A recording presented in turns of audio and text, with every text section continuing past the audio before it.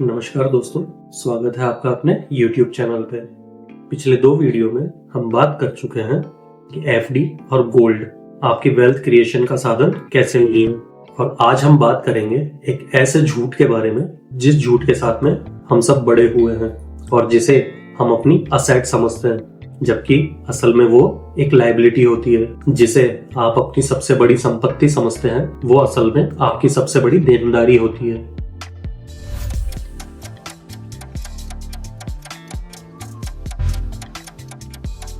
पिछले वीडियो में हम जान चुके हैं कि असेट किसे कहते हैं, वेल्थ प्रिजर्वेशन क्या होता है और वेल्थ क्रिएशन क्या होता है। इस वीडियो में हम आज उन कड़वे सच के बारे में बात करेंगे जिसे आप कभी देख नहीं पाते। सोसाइटी पट्टे के फ्रॉड से लेके मंथली रेंटल इनकम के गणित तक। अगर आप अपने मेहनत की भारी कमाई को बचाना चाहते हैं तो ये वीडियो अंत तक जरूर देखिए।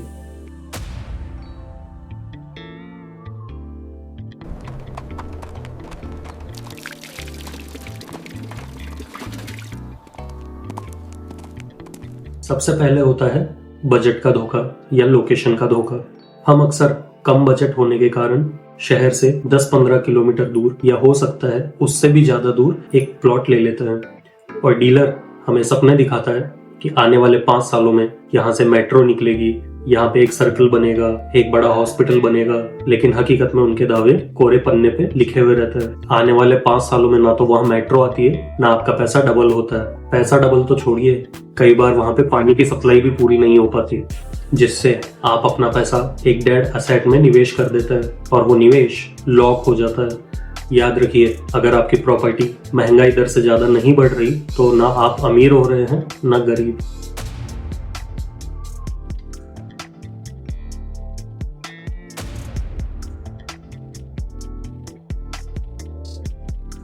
अब आते हैं उस पॉइंट के ऊपर जहां पे मिडिल क्लास कैटेगरी सबसे ज्यादा फंसती है, और वो है सोसाइटी पट्टा।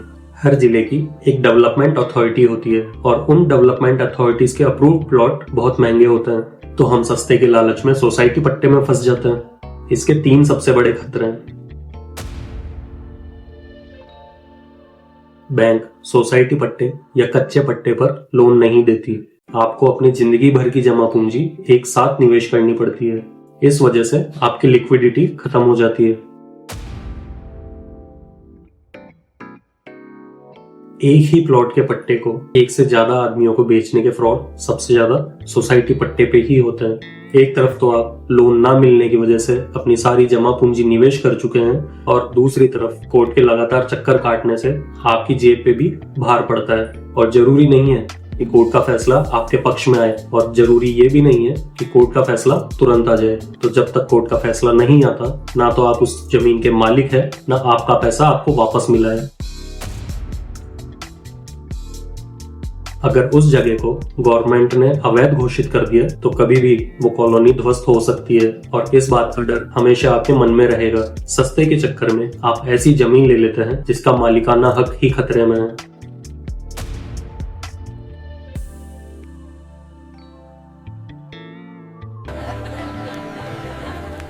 अगले 20 सालों तक इस खुशी की EMI बैंक को चुकानी पड़ेगी। आज के समय में होम लोन एक जरूरत है, लेकिन इस जरूरत का इस्तेमाल बहुत से लोग केवल दिखावे के लिए करते हैं कि उनके पास एक प्रॉपर्टी है। इसके पीछे की आप मानसिकता समझिए। एक मिडिल क्लास आदमी 50 लाख या 1 करोड़ का फ्लैट क्यों खरीदता है? अक्सर अपनी जरूरत पूरी करने के लिए नहीं, बल्कि दुनिया को दिखाने के लिए। दुनिया को आप अपना चमकता हुआ घर दिखाते हैं और दुनिया भी प्रशंसा कर देती है, लेकिन आप उन सबको EMI का बोझ नहीं दिखाते। सच तो ये है कि दुनिया जिसे अमीर मान रही है, वो असल में बैंक के दिए हुए पैसों पर अमीर बनने का नाटक कर रहा है। आपने अगर 50 लाख का होम लोन लिया है तो आप बैंक को 1 करोड़ रुपए लौटाने का दावा कर चुके हैं। ये अमीर बनना नहीं है। आपने अपने आने वाली 20 साल की कमाई बैंक के पास गिरवी रख के अमीर बनने का एक दिखावा मात्र किया है।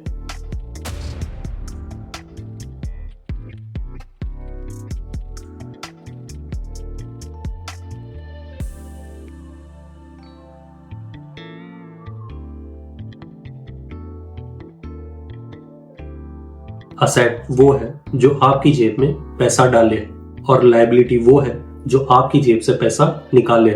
अगर आपने एक प्लॉट लिया है और वो खाली पड़ा है, या आपने एक घर लिया है और उसमें आप खुद रह रहे हैं, तो वो आपकी जेब से मेंटेनेंस, बिजली का बिल, पानी का बिल, ये सब निकाल रहा है। और इन सब वजह से ये असेट ना होके ये एक लायबिलिटी बन जाता है। प्रॉपर्टी को असेट केवल तब माना जाएगा जब उससे आने वाला रेंट आपकी ईएमआई और अन्य खर्चों से ज्यादा हो।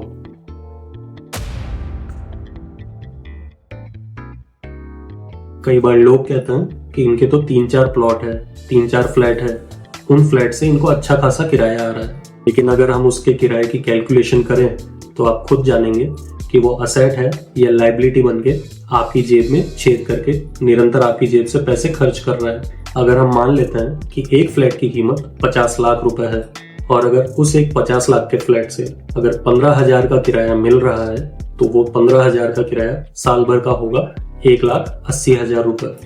लेकिन हम अगर 1,80,000 को परसेंटेज में देखें कि वो मकान की कीमत का कितना परसेंट उसको एनुअली दे रहा है, तो वो है केवल 3.6%।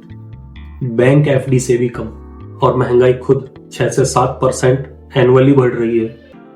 इसका मतलब है 50 लाख रुपए लगा के आप अगर सोच रहे हैं कि आपको मंथली रेंटल इनकम प्राप्त हो रही है और आप इन्फ्लेशन को बीट करके अमीर बन रहे हैं, तो आप इन्फ्लेशन को भी बीट नहीं कर पा रहे।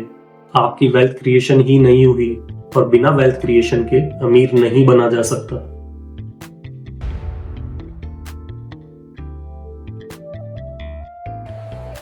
मेरा सारा पैसा घर बनाने में खर्च हो गया। अब मेरे पास अस्पताल के लिए कोई पैसा नहीं बचा। सारा पैसा एक जगह लगा के आप अपनी लिक्विडिटी खत्म कर रहे हैं। समझदार निवेशक कभी भी अपनी सारी जमा पूंजी एक जगह निवेश नहीं करेगा। लेकिन एक आम आदमी अपनी मानसिकता के कारण अपना पूरा पैसा एक जगह मकान बनाने में निवेश कर देता है। वो अपना पीएफ का पैसा, अपनी ग्रेचुइटी का पैसा, अपनी एलआईसी मैच्योरिटी का पैसा, म्यूचुअल फंड ग्रोथ का पैसा केवल एक मकान बनाने में खर्च कर देता है।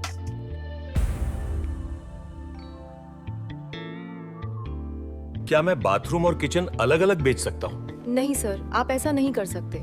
पूरा फ्लैट एक ही रजिस्ट्री पे बिकेगा।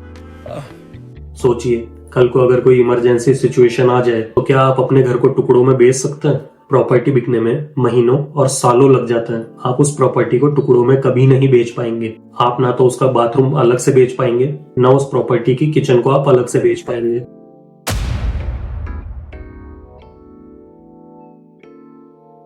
कई बार आपको लगता है कि प्रॉपर्टी की रेट बढ़ रही है, लेकिन प्रॉपर्टी की रेट वो होती है जो एक बायर उसका भुगतान करने के लिए तैयार हो।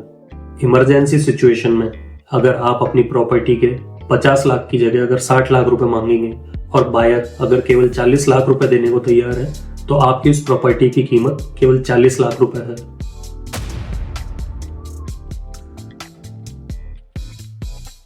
अगर आप वेल्थ क्रिएट करना चाहते हैं तो पैसों को काम में लगाइए, पैसों को दीवारों में मत चुनवाइए। याद रखिए, प्रॉपर्टी की वैल्यू बढ़ती है लेकिन आपके कंस्ट्रक्शन की वैल्यू गिरती जाती है। आप चाहे 50 लाख की प्रॉपर्टी में 50 लाख का कंस्ट्रक्शन कर दीजिए, वैल्यू केवल जमीन की बढ़ेगी, कंस्ट्रक्शन की कीमत हमेशा गिरेगी।